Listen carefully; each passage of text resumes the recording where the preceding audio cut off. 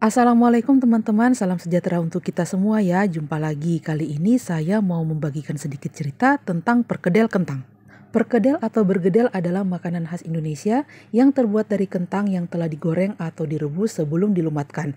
Lalu dicampur dengan daging cincang, irisan daun bawang serta daun seledri dan bumbu. Dibentuk bulat-bulat gepeng, dicelupkan ke dalam kocokan telur ayam lalu digoreng. Kentang yang direbus lebih sulit untuk dilekatkan karena kandungan air yang lebih banyak, sehingga mayoritas pembuatan perkedel dengan perlakuan penggorengan terlebih dahulu pada kentang yang akan digunakan. Selain terbuat dari kentang, ada pula perkedel yang terbuat dari ubi jalar, singkong yang telah direbus atau digoreng lalu dilumatkan, serta ada pula perkedel yang terbuat dari tahu dan jagung yang sudah dilumatkan, dicampur dengan bumbu dan telur ayam lalu digoreng. Istilah perkedel berasal dari bola daging khas Belanda yang bernama frikadeler. Hal ini menunjukkan pengaruh Belanda dalam seni memasak Indonesia. Frikadelle dibuat dari daging cincang yang dilumat dan kemudian digoreng. Sedangkan di Indonesia, perkedel dibuat dengan bahan kentang yang kadang hanya sedikit dibubuhi daging cincang atau kornet atau bahkan tidak mengandung daging sama sekali. Perkedel pasti sudah bukan makanan asing untuk banyak orang Indonesia. Perkedel bisa dijumpai dalam berbagai makanan seperti soto, sop, tumpeng, dan lain sebagainya. Meski sudah sangat umum, namun tak banyak orang yang mengetahui bagaimana bisa perkedel muncul di Indonesia. Makanan yang terbuat dari kentang yang digoreng dan dihaluskan kemudian dicampur dengan daging sapi giling untuk kemudian digoreng lagi ini ternyata memiliki sejarah panjang hingga menjadi perkedel seperti yang kita kenal saat ini. Dilansir dari Wikipedia, perkedel sebenarnya berasal dari kata bahasa Belanda frikadeler atau frikadel, semacam daging cincang atau giling yang dipadatkan dan digoreng. Daging menjadi bahan utama frikadel, namun bedanya di Indonesia kentang menjadi bahan utama. Masa penjajahan Belanda membawa pengaruh besar dalam budaya dan kuliner Indonesia sehingga tidak mengherankan jika makanan asal Eropa ini juga diadopsi dan menjadi salah satu kekayaan kuliner Indonesia dalam bentuk yang berbeda. Sepertinya daging sapi atau babi adalah bahan makanan sangat mahal pada zaman itu, sehingga orang Indonesia memodifikasi frikadel dengan menambahkan kentang yang dihaluskan. Pada saat itu, hasil bumi yang mudah ditemukan dan murah adalah kentang sehingga kentang justru jadi bahan yang dominan. Karena pelafalan frikadel yang susah diucapkan, perlahan berubah menjadi perkedel dan jadilah perkedel seperti yang saat ini kita kenal. Kalori perkedel kentang sebenarnya tergantung ukuran dan komposisi perkedel itu sendiri. Makanan berbahan dasar kentang ini biasanya menjadi lauk nasi orang Indonesia. Namun seiring berjalannya waktu, banyak orang yang menjadikannya sebagai pengganti nasi saat sedang diet. Mungkin kita sudah tidak asing lagi ketika melihat orang mengganti nasi dengan kentang. Keduanya memiliki kandungan karbohidrat yang cukup tinggi. Seperti yang kita ketahui, karbohidrat membantu tubuh untuk tetap berenergi dan kuat menjalani kegiatan sehari-hari.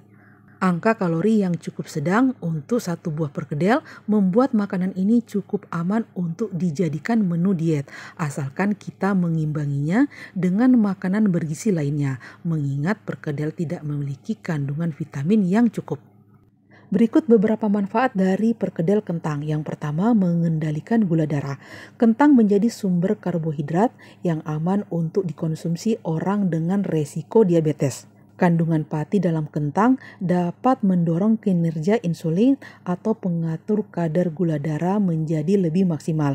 Jika ingin mendapat manfaat optimalnya, kita bisa mengonsumsi rebusan kentang saja. Yang kedua, menurunkan tekanan darah. Kandungan kalium dalam kentang mampu membantu menurunkan tekanan darah, bahkan jumlah kaliumnya lebih tinggi daripada pisang. Menurut Institute for Food Research, kentang mengandung kimia kukoamines yang berhubungan dengan penurunan tekanan darah. Manfaat yang ketiga, bebas gluten. Bagi kita yang sensitif akan kandungan gluten seperti penderita penyakit celiak, kentang bisa menjadi alternatif makanan yang bisa kita andalkan. Meski begitu, perlu diingat bahwa tidak semua olahan kentang terbebas dari gluten. Manfaat yang keempat, menjaga kesehatan jantung. Senyawa karotenoid dalam kentang bekerja untuk menjaga fungsi jantung tetap sehat. Senyawa ini bekerja sebagai anti radang dan mencegah penyumbatan arteri jantung. Vitamin C dan B6 pada kentang juga membantu menangkal radikal bebas yang mempengaruhi sel jantung dan sel lainnya. Membuat perkedel dapat dikatakan susah-susah gampang. Dari mulai memilih bahan hingga cara mengolahnya dibutuhkan trik tertentu. Hal ini bertujuan agar dapat menghasilkan perkedel yang sempurna alias tidak remuk dan tidak lembek saat digoreng. Tidak cuma itu, trik memberikan bumbu juga bisa menentukan gorengan satu ini dapat terasa gurih atau justru sebaliknya. Berikut beberapa trik mudah membuat perkedel agar tidak remuk dan lembek yang pastinya tetap gurih. Yang pertama, goreng kentang terlebih dahulu sampai setengah matang. Tujuannya agar nantinya lebih mudah dihaluskan, kemudian tumbuk dan haluskan sedikit demi sedikit saat kentang masih dalam keadaan panas. Hal ini bertujuan agar isi perkedel nanti dapat terasa halus merata.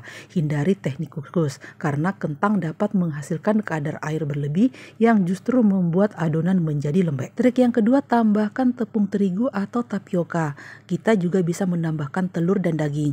Tambahan bahan ini akan membuat adonan perkedel menjadi lebih padat dan kian rekat, sehingga tidak akan hancur atau pecah saat digoreng.